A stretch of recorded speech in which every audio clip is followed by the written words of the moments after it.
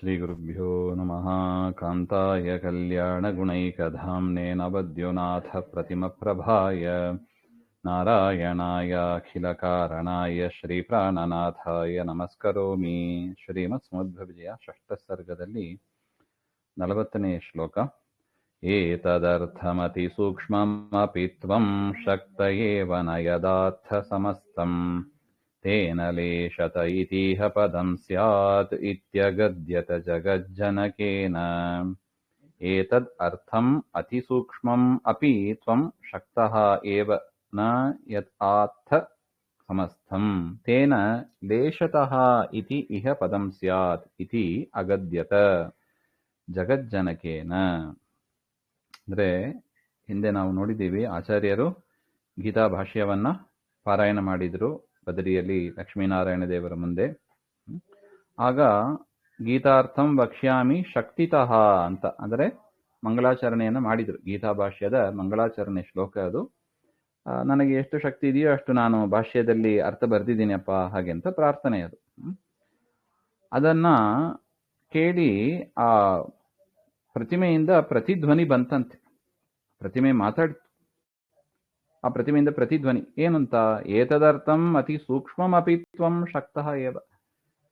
ಮಧ್ವಾ, ನೀನು ಈ ಭಗವದ್ಗೀತೆಯ ಸೂಕ್ಷ್ಮವಾದ ವಿಚಾರವನ್ನು, ಬರೀ ಸೂಕ್ಷ್ಮ ಅಂತ ಹೇಳಿಲ್ಲ, ಅತೀ ಸೂಕ್ಷ್ಮವಾದ ಒಂದೊಂದು ಪದ ಯಾಕಿದೆ, ಯಾಕೆ ಈ ಶ್ಲೋಕ ಈ ಕ್ರಮದಲ್ಲಿ ಬಂತು, ಒಂದೊಂದು ಶ್ಲೋಕಕ್ಕೂ 10 ಅರ್ಥ ಇದಂತೆ. ಮಹಾಭಾರತದ ಪ್ರತಿಯೊಂದು ಶ್ಲೋಕಕ್ಕೂ 10 ಅರ್ಥ ಇದೆ. ಅದು ಎಲ್ಲವನ್ನೂ ನೀನು ಬಲ್ಲೆ. ಅದರಿಂದ ಅತಿ ಸೂಕ್ಷ್ಮವಾದ ವಿಚಾರವೂ ಕೂಡ ನಿನಗೆ ಗೊತ್ತಿದೆ. ಆದರೆ ಅದೆಲ್ಲವನ್ನು ಕೂಡ ನೀನಿಲ್ಲಿ ಹೇಳಲಿಲ್ಲ. ಭಗವದ್ಗೀತೆಯ ಭಾಷ್ಯದಲ್ಲಿ ಆಚಾರ್ಯರು ಕೆಲವೊಂದು ವಿಚಾರಗಳನ್ನು ಅಷ್ಟೇ ಹೇಳಿದ್ದಾರೆ. ಏನು ಬರೆದಿದ್ದಾರೋ ಅಷ್ಟೇ ಆಚಾರ್ಯರಿಗೆ ಗೊತ್ತು ಅಂತ ಅಲ್ಲ.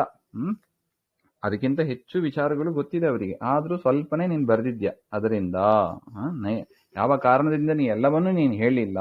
ಅದರಿಂದ ಶಕ್ತಿತಃ ಅಂತ ಪದ ಬೇಡ, ಲೇಷತಃ ಅಂತ ಮಾಡು ಹಾಗೆ ಅಂತ. ಲೇಷತಃ ಅಂದ್ರೆ ಸ್ವಲ್ಪ ಸ್ವಲ್ಪ ಮಾತ್ರ ಅರ್ಥ ಬರೆದಿದ್ದೇನೆ ಎಂಬ ಅರ್ಥದಲ್ಲಿ ಬರ್ತದೆ. ಸಂಪೂರ್ಣ ಬರೆದಿಲ್ಲ, ಸ್ವಲ್ಪ ಅರ್ಥ ವಿವರಣೆ ಕೊಟ್ಟಿದ್ದೇನೆ ಎಂಬ ಅರ್ಥದಲ್ಲಿ ಬರ್ತದೆ. ಅದರಿಂದ ಲೇಷತಃ ಎನ್ನುವ ಪದಂ ಸ್ಯಾತ್, ಪದ ಇರ್ಲಿ ಇತಿ ಅಗತ್ಯದ. ಈ ರೀತಿಯಾಗಿ ಜಗತ್ಪಿತ್ರ ಜಗಜ್ಜನಕೇನ, ಜಗತ್ತಿಗೆ ತಂದೆಯಾದ ನಾರಾಯಣನಿಂದ ಹೇಳಲ್ಪಟ್ಟಿತ್ತು ಆ ಸಂದರ್ಭದಲ್ಲಿ ಹಾಗೆ ಅಂತ ನೋಡಿ ಬರೀತಾರೆ. ಗೀತಾಯಾಹ ದುರ್ಜ್ಞೇಯ ಅಶೇಷಾರ್ಥ ಕಥನ ಸಮರ್ಥೋಪಿ. ಗೀತೆಯಲ್ಲಿ ತಿಳಿಲಿಕ್ಕೂ ಕಷ್ಟವಾದ, ನೋಡೋದಕ್ಕೆ ಸರಳ ಸಂಸ್ಕೃತ ತರ ಇರುತ್ತದೆ. ಅದು ಸಣ್ಣವರು ಓದಬಹುದು. ಒಂದು ರೀತಿಯಲ್ಲಿ ನೋಡಿದ್ರೆ ಭಗವದ್ಗೀತೆ 2ನೇ ಕ್ಲಾಸ್ ಪಾಠ. ಭಗವದ್ಗೀತೆ ಓದಿ ಅರ್ಥ ಮಾಡ್ಕೊಳ್ಳೋದಕ್ಕೆ ಅಷ್ಟು ಸರಳ ಇದೆ. ಆದರೆ ಅದರಲ್ಲಿ ವಿಚಾರ ತೆಗೆದ್ರೆ ಅದು ತಿಳ್ಕೊಳ್ಳಿಕ್ಕೂ ಕಷ್ಟ ಇದೆ. ಅಷ್ಟು ಅಲ್ಲಿ ರಾಯರ ಮಠಕ್ಕೆ ಸಂಬಂಧಪಟ್ಟಂತೆ ಸುಮತೀಂದ್ರ ತೀರ್ಥರು ಅಂತ ಇದ್ದಾರೆ. ಅವರು ಭಾವರತ್ನಕೋಶ ಅಂತ ಮಾಡಿದ್ದಾರೆ ಭಗವದ್ಗೀತೆ. ಎಷ್ಟು ವಿಚಾರ ಇದೆ ನೋಡಿ ಅದರಲ್ಲಿ. ಸೂಕ್ಷ್ಮ ವಿಚಾರಗಳನ್ನ ತೆಗೆದು ಹೇಳಿದ್ದಾರೆ ಅವರು. ಆ ರೀತಿಯಾಗಿ ಎಲ್ಲಾ ಅರ್ಥವನ್ನು ಹೇಳುವ ಸಾಮರ್ಥ್ಯ ಇದ್ರೂ ಕೂಡ ಅರ್ಥಂ ನ ಉಕ್ತವಾನ್, ಎಲ್ಲವನ್ನು ನೀನು ಹೇಳಿಲ್ಲ. ಅತಃ ಪ್ರಥಮ ಶ್ಲೋಕೆ, ಅದರಿಂದ ಮೊದಲನೇ ಶ್ಲೋಕದಲ್ಲಿ ಶಕ್ತಿ ಪದಂ ಹಿತ್ವಾ, ಶಕ್ತಿತಃ ಅಂತ ಪದವನ್ನು ತೆಗೆದುಬಿಟ್ಟು ಲೇಷತಃ ಇತಿ ಪದಂ ಪ್ರಯೋಜ್ಯ, ಲೇಷತಃ ಎನ್ನುವ ಪದವನ್ನು ಸೇರಿಸಿ ನೀನು ಅದನ್ನ ರಚನೆ ಮಾಡು, ಅದನ್ನ ಮುಂದುವರಿಸು ಹಾಗೆ ಅಂತ ಭಗವತ ಉದಿತಂ, ಪರಮಾತ್ಮನಿಂದ ಹೇಳಲ್ಪಟ್ಟಿತ್ತು ಅಂತ ಅಭಿಪ್ರಾಯ.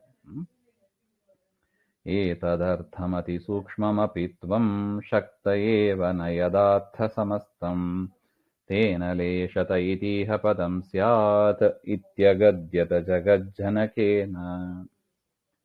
ತೇನ ತತ್ ಪ್ರವಚನೆ ವಿಹಿತೇನಂ ಶುಶ್ರುವುಃ ಪ್ರಶಯಿತಾ ಅಪಿ ಶಿಷ್ಯಾಃ ಉಚ್ಯತಾಂ ಇತಿ ಮುಹುಃ ಸ ಪೃಥಿವ್ಯಾ ಸ್ಫಾಲನಂ ಪದಮಹೋ ಹರಿಣೋಕ್ತಂ. ತೇನ ತತ್ಪ್ರವಚನೆ ವಿಹಿತೆ ಅಲಂ ಶುಶ್ರುವುಃ ಪ್ರಶಯಿತಾ ಅಪಿ ಶಿಷ್ಯಾಃ ಉಚ್ಯತಾಂ ಇತಿ ಮುಹುಃ ಸಪೃಥಿವ್ಯಾ ಸ್ಫಾಲನಂ ಪದಂ ಅಹೋ ಹರಿಣಾ ಉಕ್ತಂ. ಇದಾದ ಮೇಲೆ ತೇನ ಮಧ್ವಾಚಾರ್ಯರೇನ ಅಲಂ ಸಮ್ಯಕ್ ಗೀತಾಭಾಷ್ಯಸ್ಯ ಪ್ರವಚನೆ ವ್ಯಾಖ್ಯಾನೆ ವಿಹಿತೆ. ಚೆನ್ನಾಗಿ ಆಚಾರ್ಯರು ಗೀತಾಭಾಷ್ಯದ ಪ್ರವಚನವನ್ನ ಮುಂದುವರಿಸಿದ್ರು. ಪರಮಾತ್ಮ ಶಕ್ತಿತ ಲೇಷತಃ ಅಂತ ಮಾಡಿದ. ಅದಾದ ಮೇಲೆ ಆಚಾರ್ಯರು ಭಾಷ್ಯವನ್ನ ಮುಗಿಸಿದಾದ ಮೇಲೆ ಪ್ರಶಯಿತಾಹ ಶಿಷ್ಯಾಹ ಅಪಿ. ಎಲ್ಲ ಪ್ರವಚನ ಮುಗೀತು, ಶಿಷ್ಯರೆಲ್ಲ ಮಲ್ಕೊಂಡ್ಬಿಟ್ರು. ನೋಡಿ, ಮಧ್ವಾಚಾರ್ಯರಿಗೆ ನಿದ್ದೆ ಇಲ್ಲ, ವೈದೇವರಿಗೆ ನಿದ್ದೆ ಇಲ್ಲ. ನಿದ್ದೆ ಇಲ್ಲ ಅಂದ್ರೆ ಅದೊಂದು ವಿಚಿತ್ರ ಅದು. ಅವ್ರು ಮಲಗಿದ್ರೆ ನಾವು ಮತ್ತೆ ಹೇಳಕ್ಕಾಗೋದಿಲ್ಲ, ಆ ಥರ ಇರ್ತದೆ. ಅದರಿಂದ ಅವರಿಗೆ ಸುಸ್ತು ಆಯಾಸ ಯಾವುದೂ ಇಲ್ಲ. ಪ್ರಶಯಿತ ಆದ್ರೆ ಶಿಷ್ಯರು, ಅದಕ್ಕೆ ನೋಡಿ ಎಷ್ಟು ಚೆನ್ನಾಗಿ ಪದಪ್ರಯೋಗ ಮಾಡಿದ್ದಾರಲ್ಲಿ. ಪ್ರಶಯಿತಾಹ ಶಿಷ್ಯಾಹ ಅಪಿ.